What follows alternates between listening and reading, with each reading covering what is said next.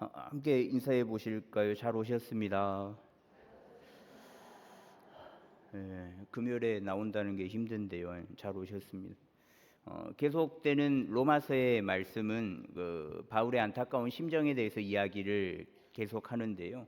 오늘 새벽까지의 말씀은 예수를 입으로 시인하고 하나님께서 그를 죽음 가운데서 살리신 것을 믿으면 누구든지 구원을 얻는다라는 말씀을 보았습니다. 그래서 궁극적으로 13절에 보시면 누구든지 주의 이름을 부르는 자는 구원을 받으리라 라고 말씀하고 있는데, 예수님을 믿고 그 믿음으로 주의 이름을 부르는 자, 영접하는 자들은 구원을 얻는다라는 말씀이죠.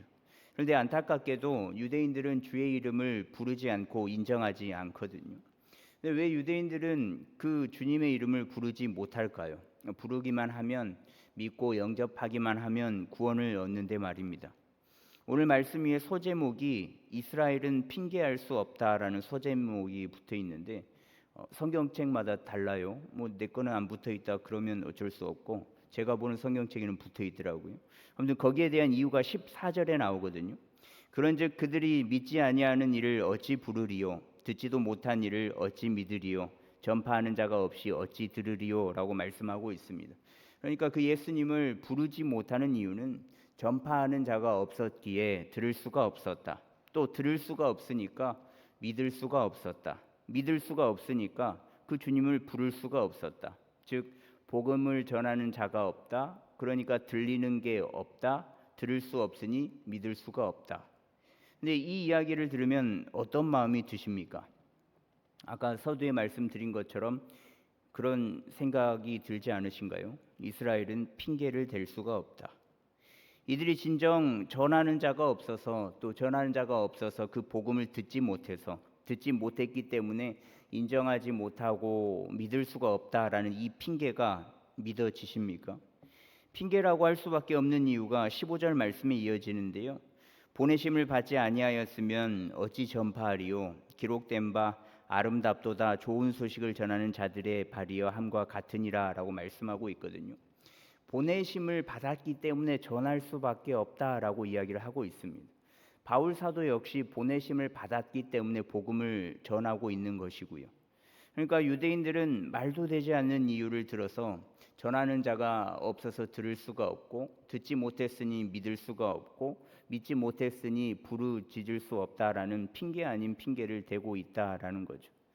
들림에도 불구하고 듣기 위한 준비가 되어 있지 않다라는 것을 알 수 있습니다. 계속적으로 새벽에 계속 이야기하고 있는 부분, 자신들은 선택받은 선민, 율법을 소유하고 있는 자이기 때문에 예수를 그리스도로 믿을 필요가 없다라는 거죠. 그들이 구약 성경을 읽으며 믿으며 그려온 메시아 상이 있기 때문에 바울 사도가 이야기하는 십자가에서 죽고 부활한 그 예수를 믿을 필요가 없다는 겁니다. 구약에서 말하는 메시아를 기다리고 있기는 하는데 바울 사도가 말하는 예수 그리스도를 주님으로 메시아로 믿을 마음이 전혀 없다라는 거예요. 그래서 아직 그 메시아는 오지 않았어, 곧 올 거야 라는 그 마음이 있었던 겁니다. 이 복음은 듣고 믿고 영접하는 자에게는 좋은 소식인데 이들에게는 좋은 소식으로 들리지 않다라는 거죠. 이 좋은 소식은 이사야 선지자의 말을 인용한 것인데, 좋은 소식, 평화의 소식이 없는 나라에 평화를 가져다 주는 좋은 소식이거든요. 그러니까 포로 상태에 있던 유다 백성에게 구원이 온다는 소식입니다. 바벨론의 압제를 당하고 있는 그들에게 하나님께서 친히 통치하실 것이다. 그러니까 구해내 줄 것이다 라는 좋은 소식 말입니다. 근데 이런 좋은 소식을 전하는 자들의 모습이 얼마나 아름답겠습니까? 멸망 속에서 희망을, 또 절망 속에서 소망을, 죽음 속에서 생명을 말하는 이 모습이기에 좋은 소식을 전하는 자들의 모습은 아름다울 수밖에 없죠. 그런데 이 유대인들은 이 복음을 받아들이지 않거든요. 그래서 16절에 보시면 그러나 그들이 다 복음을 순종하지 아니하였도다라고 말씀하고 있는데, 여기서 순종하지 않았다라는 것은 경청하지 않았다, 듣지 않았다라는 거예요. 이사야 선지자를 통한 좋은 소식, 우리가 압제당하고 있는 그 바벨론의 손에서 구해내 주겠다, 하나님께서 일하실 것이다 라는 희망의 소식을 이들은 귓등으로도 듣지 않았다라는 겁니다. 왜냐하면 현재를 바라볼 때 희망이 절대적으로 없는 것 같은 상황이거든요. 그래서 이어지는 말씀에 보시면 주여 우리가 전한 것을 누가 믿었나이까 라고 말씀이 이어지는데요. 이 표현은 절망적인 그 절망감을 강조하는 표현이거든요. 그렇게 좋은 소식을, 희망의 소식을 전달하였음에도 불구하고 듣지 않고 이들에게는 절망적인 그 모습으로 받아들일 수밖에 없다라는 거죠. 이사야 선지자가 유다 사람들을 향해 선포할 때도 그렇지만 지금 바울 사도가 복음을 전하는 이때도 동일한 모습을 보이고 있다는 겁니다. 전통과 계명을 중시하는 유대인들이기 때문에 그렇습니다. 예수님께서 안식일에 치료하시고 생명을 구원하시는 일을 할 때마다 야, 저 예수라는 사람이 안식일에 생산성 있는 일을 했다라고 하면서 딴지를 거는 모습을 쉽게 찾아볼 수 있잖아요. 그리고 뭐 예수님에게만 그러겠습니까? 예수님의 제자들이 안식일에 손을 씻지 않고 뭐 밥을 먹었다라는 그런 모습에 또 뭐 전통과 계명을 운운하는 모습을 쉽게 볼 수 있고요. 그러니까 이들에게 우위에 있는 것은 하나님이 아니라 전통과 계명, 즉 율법이었거든요. 좋은 소식을 전하는 전달자의 선포, 듣지 않는 것이 아니라 듣고자 하는 마음이 없었고 또 받아들이기 위한 마음이 없으니 들리지 않았고 받아들일 수 없는 것이었다라는 거예요. 또 이방인 유대인들이 예수를 믿는다고 한들 선택받은 자신들과 동일한 존재로 인정해 주지 않겠다라고 각오를 하고 있었습니다. 율법을 소유한 우리들만 선택받은 선민이지 어디 이방인 따위가 어깨를 나란히 하려고 하냐라는 생각이었던 거죠. 그들의 그 모습을 바울 사도는 17절에 이렇게 꼬집거든요. 그러므로 믿음은 들음에서 나며 들음은 그리스도의 말씀으로 말미암았느니라 라고 말씀하고 있거든요. 믿음은 들음에서 나고 또 그 들리는 말씀은 전하는 자가 있어야 한다라는 거죠. 믿음은 그렇게 시작됩니다. 누군가 하나님의 말씀을 전하고 또 그 말씀이 들려서 그 말씀을 들리는 그 말씀을 믿는 그 순간 믿음이 시작되거든요. 그러면 믿는다고 다 믿음이 생기는가? 그렇다면 이스라엘 유대인들은 듣지 않았는가? 바울 사도가 말씀을 전할 때 말씀이 들리기 때문에 반박하고 듣지 않겠다라고 이야기를 하지 않았는가? 그러면 이 사람들은 들었잖아요. 들었는데 왜 그들에게 믿음이 생기지 않는 것인가? 라는 의문이 들 수 있지 않겠습니까? 그러니까 듣는다라는 것은 단지 귀로만 듣는다라고 그 듣는 것을 의미하지 않는다라는 것을 알 수 있죠. 그 예를 18절과 19절 말씀에 이어서 이야기를 이어가는데 18절에 보시면 그러나 내가 말하노니 그들이 듣지 아니하였느냐 그렇지 아니하니 그 소리가 온 땅에 퍼졌고 그 말씀이 땅 끝까지 이르렀도다라고 말씀하고 있습니다. 바울 사도가 시편 19편 4절의 말씀을 인용하면서 말을 이어가는데 이 시편 19편의 말씀은 창조주 하나님에 대한 찬양을 하고 그 이후에 하나님의 영광이라는 제목이 붙어 있거든요. 그러니까 1절부터 6절까지는 창조주 하나님에 대해서 이야기를 하고 그 다음에 율법에 대한 내용이 이어지는데 창조주 하나님께서 창조를 하실 때 세상을 만드실 때 그 아무것도 없는 소리도 없는 공허한 곳에서 하나님의 소리가 그 하나님의 말씀이 있었다라는 것. 그러니까 즉 유대인들은 듣지 않은 것이 아니라 다 들을 수밖에 없었다라는 거예요. 이미 다 들었다는 겁니다. 태초에 하나님께서 소리가 없을 때 소리를 창조하셨고 또 당신의 말씀이 세상 끝까지 소리를 통해서 또 대언자들을 통해서 소리가 전달되고 그 복음의 말씀이 전달되었는데 이들은 들어도 듣지 않은 척을 하고 있었다라는 것을 바울 사도가 꼬집고 있는 거거든요. 또 모세를 통해서 이야기를 이어가는데 오늘 말씀 19절에 보시면 내가 말하노니 이스라엘이 알지 못하였느냐 먼저 모세가 이르되 내가 백성 아닌 자로서 너희를 시기하게 하며 미련한 백성으로서 너희를 노엽게 하리라. 이 인용구의 본문이 신명기 32장 21절 말씀인데요. 그 말씀은 이렇습니다. 그들이 하나님이 아닌 것으로 내 질투를 일으키며 허무한 것으로 내 진노를 일으켰으니 나도 백성이 아닌 자로 그들에게 시기가 나게 하며 어리석은 민족으로 그들의 분노를 일으키리로다라고 말씀하고 있어요. 모세가 120세가 되었고 약속의 그 땅을 앞두고 있으면서 이스라엘 총회에서 노래의 말씀을 끝까지 읽은 내용 중에 하나이거든요. 하나님이 아닌 것을 믿음으로 하나님의 진노를 일으킨 백성에게 믿지 않는 자들을 통해서 노여움을 당할 것이다 라고 말씀하고 있는 내용인데, 하나님이 아닌 것, 즉 우상을 이야기하는데요. 유대인들이 들어도 믿지 못하는 것은 어찌 보면 우상 숭배와 같은 자의 모습을 하고 있다라는 거죠. 선민 사상이 쌓여 있고요. 또 율법을 소유한 자, 수여받은 자라는 생각을 하고 있고요. 또 성골이라는 자부심, 이런 것들이 하나님으로부터 난 것이 아니라 부패되어서 그들을 휘어잡고 있는 우상 숭배와 같다라는 것을 말하고 있는 겁니다. 그러니 우상 숭배를 하여 하나님을 시기하게 만든 이스라엘은 그들로 하여금 멸할 것이다. 그리스도의 말씀을 듣고 믿지 않는 너희들도 동일하게 그 자만심으로 노엽게 될 것이다 라고 이야기를 하고 있는 겁니다. 근데 분명 믿음은 들음에서 난다고 하는데, 이렇게 다 창조주를 통하여서 소리가 생겨나게 되었고, 또 대언자들을 통해서 복음이 전달되고 있고, 또 바울 사도의 입술을 통해서 이 소리들을 복음을 들었음에도 불구하고 이들은 왜 믿지 않는 걸까? 아니, 왜 믿지 못할까? 메시지 성경이 이를 잘 번역하고 있는데요. 그러나 모든 사람이 다 말씀을 받아들일 준비, 보고 듣고 행동할 준비가 되어 있는 것은 아닙니다라고 해석을 하고 있거든요.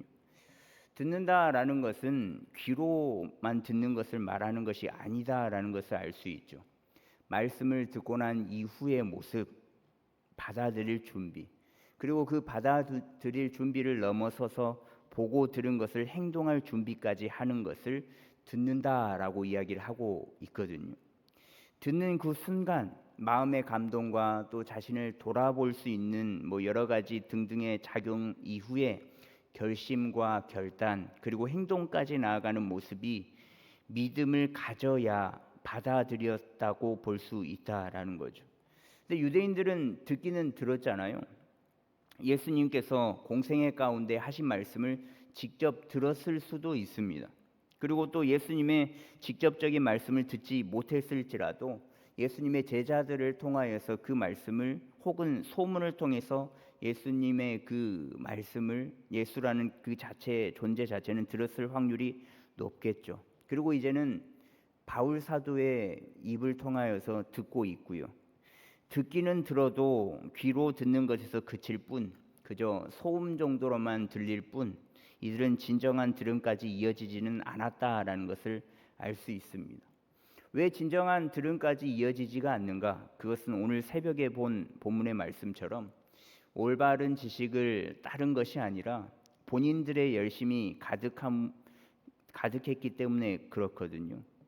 하나님의 말씀을 받은 이들, 그리고 선택받았다, 구약의 율법 더 이상 무언가를 받아들여도 되지 않는다라는 그들의 생각, 여기까지가 그들의 딱 한계였습니다.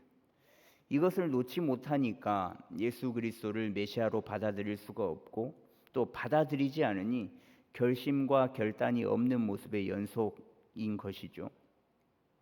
믿음은 들음에서 납니다.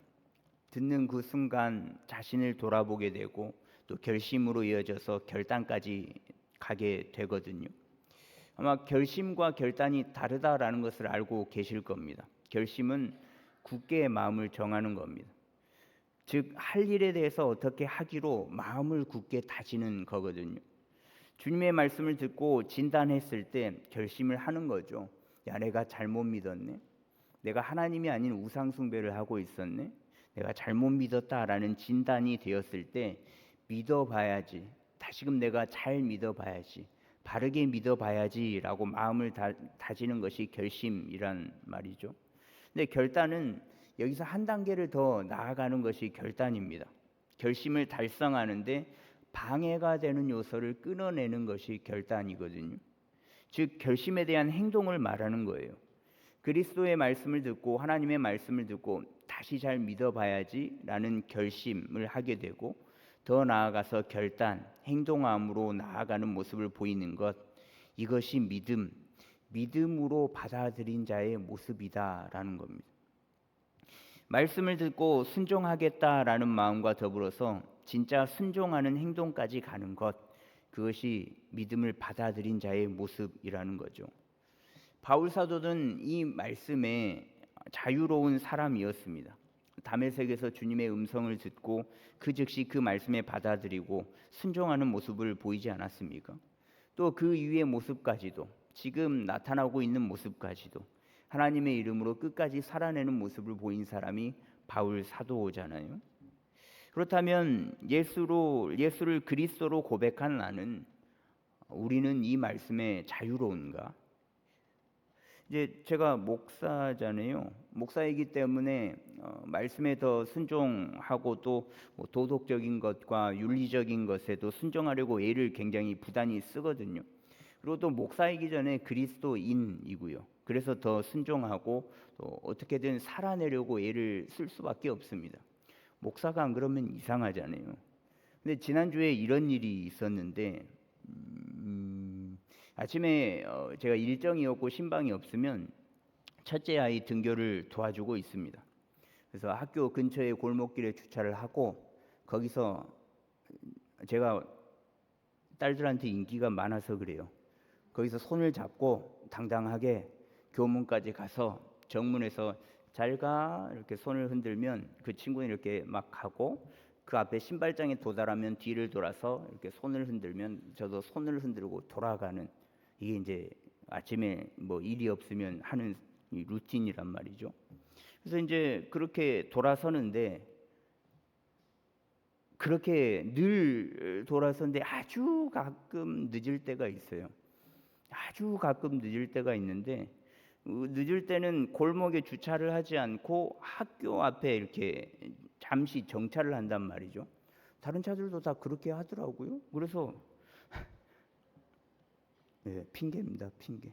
근데 그날은 늦은 날이었어요. 빨리 했어야지. 빨리 했어야지. 그래서 이제 그 골목길로 들어가지 않고 학교 앞에서 이제 잠시 정차를 하고 내려주는데, 제 차가 유일한 장점이 포스코 강판을 쓴 차예요. 진짜입니다. 그래서 문짝이 엄청 무겁거든요. 그래서 그걸 잘 못 여니 제가 내려서 또 공주님 대접을 해주는 건 아닌데 문짝이 무거워서 그냥 열어주는 거예요. 차를 발로 차니까. 그래서 이렇게 열어줬단 말이에요. 근데 이렇게 문을 열어줬는데 이렇게 정문을 보니까 사람들이 엄청 많은 거예요. 뭐대? 라고 이렇게 보았는데 경찰관들이 있었고요. 띠를 맨 사람들이 있었고요. 애들은 뭐 피켓을 들고 있었어요. 처음 봤어요. 뭘까? 잘 가? 이러고 이제 문을 닫고 가려는 순간 갑자기 한 분이 나와서 이런 이야기를 하더라고요. 목사님, 우리부터 지켜야죠. 굉장히 당황스러웠습니다. 모르는 분이었어요. 목사님, 우리부터 지켜야죠. 왜? 예. 그리고 이제 저는 이렇게 차를 타고 왔단 말이죠. 그리고 그 말을 듣고 궁금한 거예요. 뭘 지키라는 거지? 그래서 이렇게 사무실에 와서 이렇게 검색을 해보니 지난 2021년 10월 21일에 도로교통법 시행령이 개정안이 시행되면서 스쿨존의 모든 차량을 주정차가 금지되었다라는 사실을 알게 된 겁니다. 그래서 학교 앞 주정차가 금지됐는데 이미 4년 전에 그걸 모르고 정차를 딱 한 거죠. 법을 범한 거죠. 평상시에는 아예 손을 잡고 걸어서 가는데 골목길에서, 그러니까 제가 이게 거짓말이 아닌 게 몇 번 늦지 않는다라는 거죠. 근데 이 사실을 알게 되니까 굉장히 부끄러웠거든요. 사실은 굉장히 당황스러웠습니다. 왜냐하면 제가 물론 정장을 입고 있었는데 제가 얼굴이 목사처럼 생긴 얼굴은 아니란 말이에요. 어디 가면 목사님이라는 소리는 안 들어요. 정장을 입으니 뭐 핸드폰을 파나 뭐 사무직인가라고 생각을 할 수 있겠지만, 어디 가서 이렇게 모르는 사람을 봤을 때 목사같이 생겼다라고 이야기를 들어본 적이 없다고요. 근데 대뜸 사람들이 많은 그 장소에서 굉장히 큰 목소리로 목사님, 우리가 먼저 지켜야죠 라는 소리를 들었을 때 굉장히 당황스러웠습니다. 뭔지는 몰라도 내가 뭔가를 잘못했는가? 뭔가를 지키지 않았는데 목사라고 지칭을 했다. 그것도 인파가 많은 곳에서. 이 지키지 않았다는 것에 당황스러운 게 아니라 많은 인파 속에서 목사라고 지칭하고 지키지 않았으니 잘 지켜야 되지 않겠냐? 너 목사인데 왜 안 지키고 있어? 너 참 별로다. 뭐 그런 뉘앙스였단 말이에요. 그래서 도로교통법이 시행된 것을 알았으면 아마 철두철미하게 지켰을 겁니다. 제가 또 그런 데 소질이 있거든요. 근데 이 17절의 말씀, 믿음은 들음에서 나며 들음은 그리스도의 말씀으로 말미암는다는 이 말씀에 자유로운 바울 사도가 전해서 더욱 힘이 있지 않을까라는 생각을 다시금 해보게 되었거든요. 그리스도의 말씀을 전하지만 과연 그 말씀이 들리는 말씀이 될까? 자만함을 넘어선 우상 숭배로 인해서 말씀이 들리지 않을 수도 있지만 전하는 자의 모습을 통하여서도 그 말씀이 들리지 않을 수도 있겠다라는 생각을 했습니다. 그래서 이와 비슷한 말씀인 마태복음 28장 20절 말씀 보시면요, 내가 너희에게 분부한 모든 것을 가르쳐 지키게 하라. 볼지어다 내가 세상 끝날까지 너희와 항상 함께 있으리라 하시니라. 주님께서 죽으시고 부활하신 이후에 제자들에게 나타나셔서 지상 명령을 하시잖아요. 가서 제자 삼으라고. 내가 너희에게 분부한 모든 것을 가르쳐 지키게 하라고. 근데 가르치는 것, 복음을 전하는 것은 대한민국의 복음이 심겨진 이후에 가장 강조하고 있는 부분이거든요. 주님의 말씀으로 가르친다라는 거. 그러니까 복음을 전하는 전도는 지금도 계속 강조되고 있는 부분입니다. 근데 그 뒤에 붙어 있는 가르쳐 지키게 하라. 이 지키게 하라를 강조를 잘 하지는 않거든요. 가르치기는 하죠. 복음을 이야기를 하죠. 전도를 굉장히 열심히는 하는데 지켜야 하는데 관심을 많이 쏟지는 않습니다. 마태복음 28장 20절 말씀으로 지켜라라는 설교를 아마 거의 들어보신 적이 없으실 거예요. 그런데 오늘 말씀 17절을 대입해 보면 주님의 말씀을 전하는 자의 지키는 모습이 있어야 들음이 완성될 수 있겠구나라는 생각이 들었단 말이죠. 전하는 자가 지키는 모습, 들음을 통해서 자신을 돌아보고 또 결심을 한 후에 결단까지 이르는 모습, 그래서 그 결단을 통해 지키려는 그 모습이 있는 자가 전해야 들음은 그렇게 100% 완성이 되겠구나 싶더라고요. 전하기 위해서는 반드시 지켜 행하는 부분이 있어야 진정한 들으면서 깨닫고 돌아보고 결심과 결단이 있는 데까지 나아갈 수 있겠다라는 거죠. 행함의 단계까지, 삶의 예배까지 나아가야만 들음이 완성될 수 있다라는 거예요. 주님의 말씀을 읽고 또 선포되어지는 설교 말씀을 듣는 모든 말씀이 귀에서 맴돌고 끝나는 것이 아니라 결심하게 되고 또 그 결심을 이룩하기 위해서 결단하게 되고 또 그 결단의 행동이 점점 차곡차곡 쌓여서 습관화가 되어서 행함까지 이르는 우리가 되었으면 좋겠습니다. 그 모습이 있을 때 주님의 말씀은 듣는 이에게 심겨질 확률이 높다라는 사실을 반드시 기억해야만 하겠습니다. 행하는 삶의 모습이 있고 주님의 말씀을 전했는데 오늘 말씀의 유대인들처럼 귀등으로도 안 듣는다. 내 남편, 내 아내, 내 자녀, 내 가족, 내 친구, 내 지인에게 내가 그 믿음은 들음에서 나니까 행하는 모습을 보이면서 복음을 전했는데 귀등으로도 안 듣는다. 근데 그런다고 할지라도 괜찮습니다. 왜냐하면 그 해답이 오늘 말씀 20절과 21절 말씀에 있거든요. 이 말씀을 같이 한번 읽어볼게요. 내가 나를 찾지 아니한 자들에게 찾은 바 되고 내가 묻지 아니한 자들에게 나타났노라. 이스라엘에 대하여 이르되 순종하지 아니하고 거슬러 말하는 백성에게 내가 종을 내 손을 벌렸노라 하였느니라. 이사야 65장 1절과 2절 말씀을 인용한 바울 사도의 말씀인데 하나님은 이사야 선지자를 통해서 죄에 대한 모습 그리고 심판에 대해서 주구장창 말씀하시고 마지막에는 또 회복에 대해서 말씀을 하신단 말이죠. 당신을 거절하고 거역하는 당신의 백성을 얻으려고 끊임없이 이사야 선지자를 통해서 말씀하시는데 그 모습이 어떤 모습이라고 나와 있습니까? 내가 종일 내 손을 벌렸노라. 그러니까 하나님이 종일토록 당신의 손을 벌렸다라는 거예요. 종일토록이라는 단어는 온 종일을 의미하기도 하지만 더 넓게서는 모든 날이라는 의미거든요. 그러니까 1년 365일 모든 순간, 그 모든 순간들 가운데 하나님은 손을 벌렸다라는 거예요. 손을 벌렸다라는 것은 이렇게 꼭 쥐고 있는 게 아니죠. 이렇게 폈다라는 거고, 손을 이렇게 쥐고 이렇게 접어 놓은 것이 아니라 손을 편 상태에서 이렇게 쭉 내민 상태를 의미를 한단 말이죠. 그러니까 하나님은 모든 날 동안에 믿지 않는 사람 혹은 하나님을 믿다가 하나님을 거절하고 하나님과 등 돌린 사람을 위해서 손을 오므리고 팔을 이렇게 접고 있는 모습이 아니라 손을 펴고 손을 이렇게 펼쳐서 언제든 내 손을 잡아, 언제든 내 팔을 잡아 라고 말씀하고 있다라는 거예요. 야, 너 나 안 믿었어? 너 나 잘 믿더니 나를 안 믿고 우상을 믿네? 갑자기 나한테 등을 돌렸어. 야, 그럼 끝. 이제 나랑 너랑 안 볼 사이 잘 가. 호적에서 파버릴까? 그렇게 이야기하시는 게 아니다라는 거예요. 그렇게 대하지 않는다라고 말씀을 하고 계시는 겁니다.